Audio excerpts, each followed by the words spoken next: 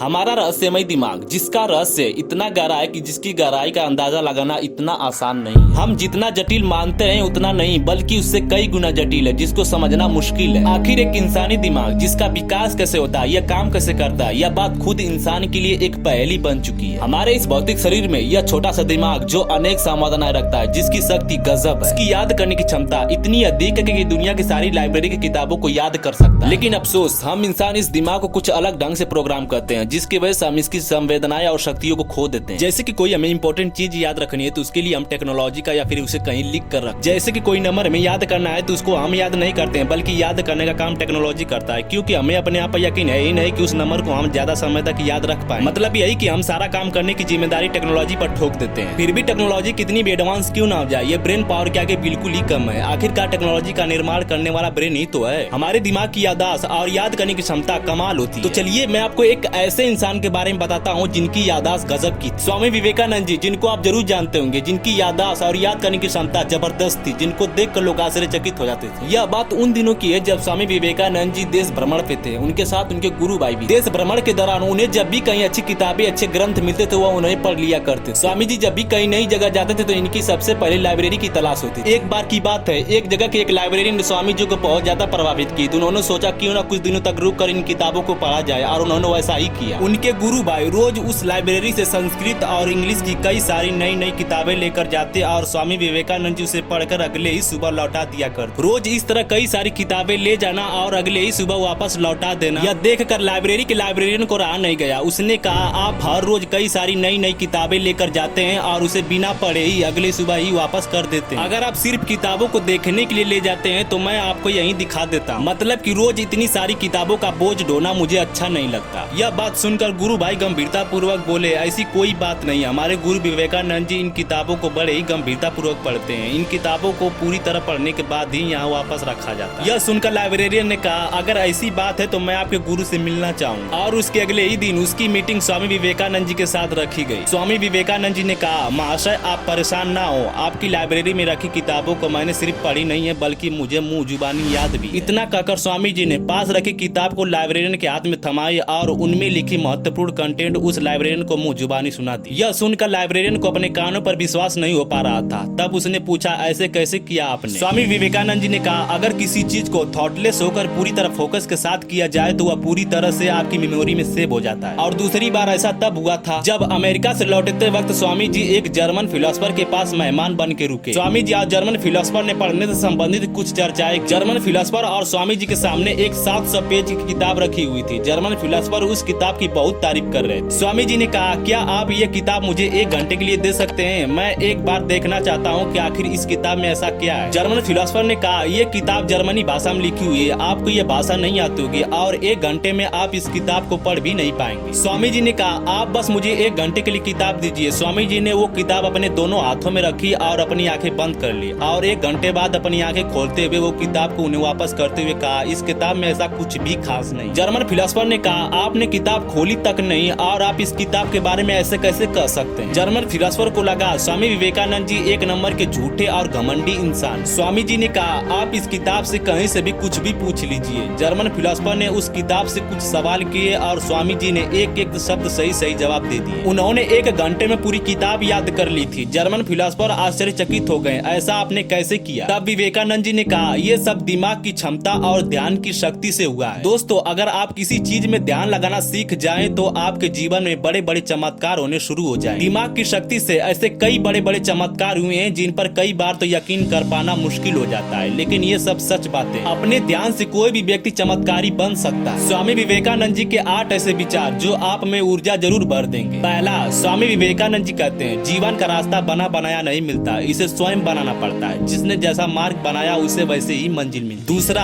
एक नायक बनो और सदैव खुद से कहो, मुझे कोई डर नहीं, जैसा मैं सोचता हूँ वैसा जीवन भी जी सकता हूँ। तीसरा, कभी यह मत सोचिए कि आत्मा के लिए कुछ भी करना असंभव है। खुद को निर्बल मानना ही सबसे बड़ा पाप है। याद रखिए, आत्मा के लिए इस दुनिया में सब कुछ पाना संभव है। चौथा, उठो जागो और तब तक मत रुको जब तक लक्ष्य की प्राप्ति न हो जाए। पांचवा, लगातार पवित्र विचार करते रहें, बुरे विचारों को दबाने का एकमात्र तरीका यही है। जितना बड़ा संघर्ष होगा जीत उतनी ही बड़ी हो। सातवां, उठो मेरे शेरों, इस भ्रम को मिटा दो कि तुम निर्बल। आठवां, खड़े हो जाओ, हिम्मत वाले बनो, सब जिम्मेदारी अपने सर ओढ़ लो और याद रखो अपने नसीब की रचयिता आप खुद हो। दोस्तों अगर आपको ये वीडियो अच्छी लगी हो तो वीडियो को लाइक, चैनल को सब्सक्राइब जरूर कीजिएगा। चलिए मिलते हैं अगली वीडियो में।